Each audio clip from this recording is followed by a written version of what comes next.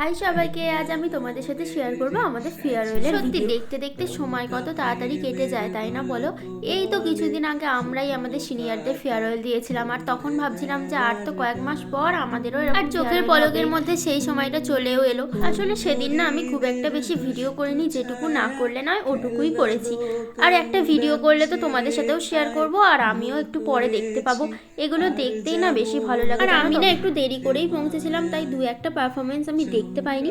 তো এটাই প্রথমে দেখলাম, আর এর আগে একটা কবিতাও শুনেছিলাম। আর এগুলো হলো আমাদের জুনিয়রদেরও জুনিয়র, তো এদের জন্য টুকটাক কিছু অ্যারেঞ্জমেন্ট ওরা করেছিল। আর এই নাচটা তো আমার ভীষণ ভালো লেগেছে, সেদিনের বেস্ট পারফরমেন্স আমি বলতে পারি। সবারই ভালো হয়েছিল, কিন্তু এটা আমার সব থেকে ভালো লেগেছে।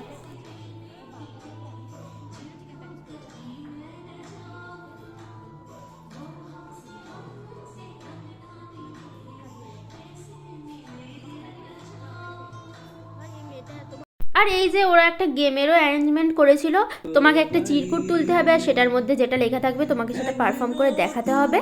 তো যাই হোক, আর সেদিনের সেমিনার হলটা তোমাদের পুরোটা দেখিয়ে দিলাম। আর এদিকে তো একজন সেলফি তুলতে ব্যস্ত, আর এই যে এখানে আমি লোককে দেখে আমিও একটু ছবি ভিডিও এইসব তুলে নিলাম। পাশ থেকে আবার একজন উঁকি মারছে, সেটা কে আমি বুঝতে পারছি না।